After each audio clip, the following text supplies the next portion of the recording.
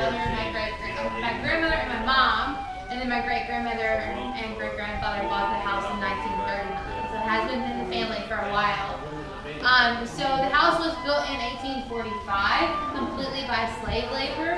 The only nail used in the construction of the home was in the original shingle. The rest of the house was built using pegs.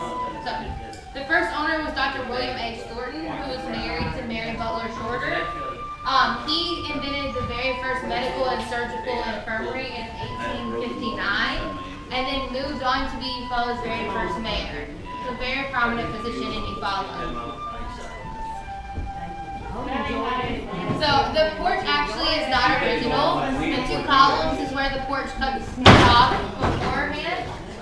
So in the early 1900s, the owner at the time, his daughter was getting married, and as a birthday present, he decided to add the extension so they could entertain more guests.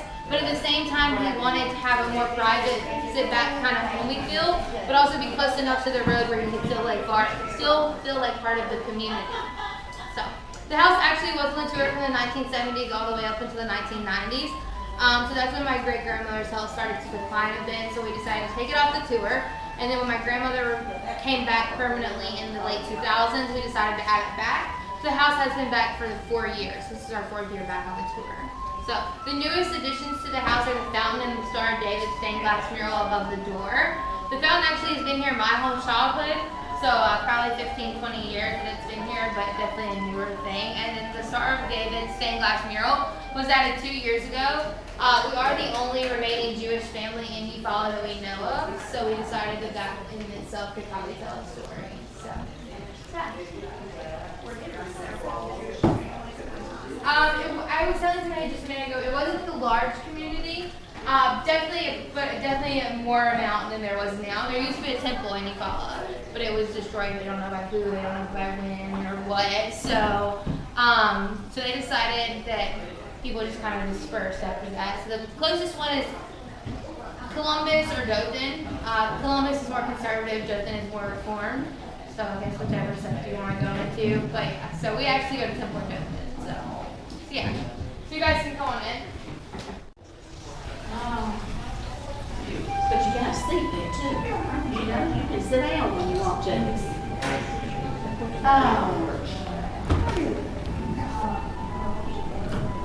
I know she told you some things about the house out there. I don't know what exactly, but the house was built by Dr. Will Thornton, who was the first mayor of Eufaula. He built it as a wedding present for his wife, Mary Shorter, whose brother was John Gill Shorter, the governor of Alabama during the war between the states. After Miss Thornton's death, her daughter Marla inherited the house. She married a man by the name of George Comer, who was a lawyer, and I'm assuming they lived in the house. At some point, the house was vacant for quite a number of years. Well, it was during the 1920s. The Comers had a daughter named Mary, and she married a man her parents did not approve of. He was a postman. Now, people today would be happy if their daughter married a postman because he's got a regular job and benefits and, pension and all that, but they weren't happy. She had courted that man for 40 years. Can you imagine going with somebody that long before you married? No. Anyway, the house was purchased by Mr. and Miss A. Rudderman in 1939. They purchased it from the Comer estate. It was in considerable disrepair. As a matter of fact, from 1939 to 1943, they worked on this house. They moved in 1943. Sandra Gulledge is the present owner of the house, and she is one of the daughters of Mr. and Miss Rudderman. She grew up in this house, but of course married and moved away. So when after the death of her husband, in 50 years, she came back to this house. And several people have asked me about the wallpaper. This is not original. They had a fire in 1997 or somewhere along in that time, and they had to replace the wallpaper. There's several things here. This lamp was originally gas. It's the only original fixture in the house. The staircase, oh, to me, it's just gorgeous. It's built in sections and put together with pegs. I can just see children sliding down that road, and you know, and she said they did. The bust here is marble, and it came from a man by the name of Webster, who was an antique dealer, excuse me, in Atlanta during the 1930s.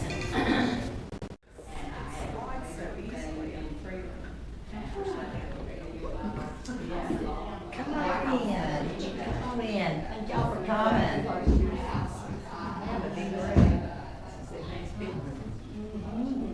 If you'd like to sit down, you may.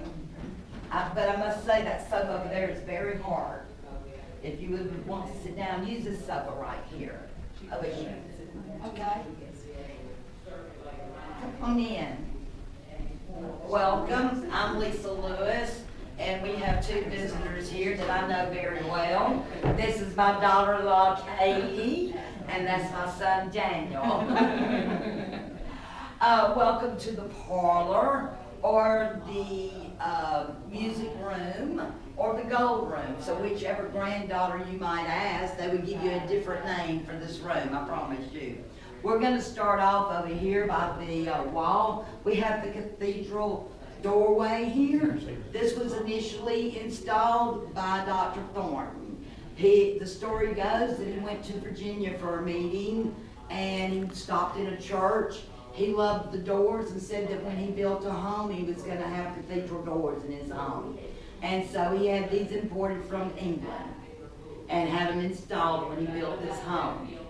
Now we believe that this is, maybe he used this as a chapel or an awake area, because your windows will lift all the way up and they could bring the caskets inside and have a wake here. It would be a lot easier than coming through the front door. The time period of the furnishings that you see in this room is of the Louis XIV time period. A family friend of my grandparents, the Ruddermans, Harry DeWaskin, was an interior decorator in Atlanta, Georgia. He came to live with my grandparents for several weeks to get an idea of what they wanted to do with each one of the rooms here. And so he went to France and he purchased these items in France. Over here you have the sofa. It's very uncomfortable. It's hard as a rock. But it is a great photo op. You can get a family of 5 here and take a nice photo. This sofa was the original sofa in Josephine Bonaparte's boudoir. Now, I did not know until I went to Paris a couple of years or 3 years ago that Josephine had 2 boudoirs. But this is one of her sofas from Josephine's boudoir. Over the sofa is an oil painting of my mother, the present owner, Sandra Gulledge, at the age of 4 years old. She was to be in the wedding for Eugene Parker, who was getting married, and he also was the mayor of Eufaula. The dress was made by her grandmother, Bertha Turner, and her mother, Jenny Rudderman, decided to commission a gentleman from New York to paint this portrait. At the age of 4 years old, she stood there for 3 hours a day for 4 weeks to have that portrait made. Over here you have the 1900 red rosewood piano. This is not the original piano that my grandparents put in the home. My grandmother willed that piano to a family member. So when my father took over the house, he was adamant about having a piano back in the room, and he got a duplicate of the one that my grandparents had, and it came from a Thornton descendant, Mrs. Laura Jennings. Come on in.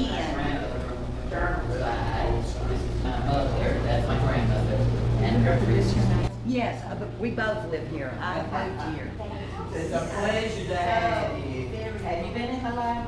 Okay, well, don't miss it. Thank you. Hello, how are you? I'm Sandra Gulledge, and this is my home. And the reason that I get the room with the air conditioning is because I'm the one that pays the light bill. So that's fair enough, isn't it? The most noticeable thing about this room probably is the alcove you see there. And of course that was an architectural necessity because the fireplaces are back to back. Would you like to sit down? Okay. Because the fireplaces being back to back, you've got to have a place for the chimney. And Dr. Thornton made a fine idea with putting the cathedral doors there. They open in, and if you notice, this room does not have the molding that the other front rooms do. And I think that was because he didn't want to distract from the cathedral doors that he had put in. The table opens up to seat 16. This is my grandmother's china. It is circa 1920, a Schlesinger pattern. It's still in the book, but no longer available. It's Theodore. We have a 12-piece setting, and in the 70 years that we've owned it, we've only lost one saucer, so we think we've done pretty good there. We usually extend it because we have a beautiful linen tablecloth that we like to show, but this year we needed more walking around room. And so we decided since Passover and Easter were last week, we would have it set for the Passover Seder and give respect to our religious beliefs while we were here.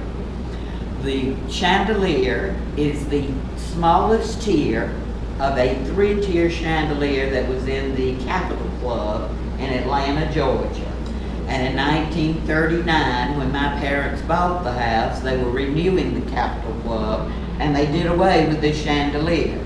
And an uncle I had there saw it and knew the house had been bought and knew the size of the table that was going to be in it, and he designed that specifically for this house. It always brings back wonderful memories of family. The wallpaper is Zubair and C from Alsace-Lorraine, France. It is a wood blocking. The pattern is made out of wood, and the wood is dipped into paint and then stamped on the paper. And that's the method they did it 200 years ago, and that's still how they do it. They make 100 rolls at the time, and when that 100 rolls is sold, then they'll stamp it again. But the original paper was put in 1939. But in 2005, we had a lightning strike the chimney here, and it destroyed this wall. And I thought I was going to have to get an artist to paint it back, and of course, you never know how that's going to turn out. But as it happens, the same company is still in business. They still make this pattern, and at the time I needed 8 rows, they had 10. So I said, well, this is meant to be, and I'm going to put this same paper back where it's always been. But let me give you a hint. You always want replacement value insurance on your house. Because when my parents bought this house in 1939, they paid $3,500 for the whole house. And when I replaced this paper in 2005, Alpha paid $80,000 for this paper. But they could not say that it was a replacement. It was the same pattern. It was the same company. And I'll suit Alpha's horn any time because they really did a wonderful job. Now the kitchen and the bathrooms were not added to this house when my parents bought it in '39. And there was a pool change, but that was all the electricity. So that is all the architectural work they actually did. All the floors are original, the doors are original, windows are original. Now when you get in the front room there, you'll see candlesticks on the mantelpiece. That was the grandmother on the other side. So you see what those women cherished and what they brought with them when they came, and that's all they had at that time.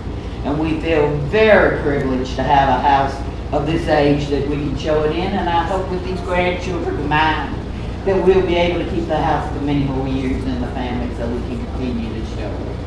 It was a pleasure to have you. If you have any questions, I've got 71 years worth of memories. I could probably answer them or make up a story, whichever comes first.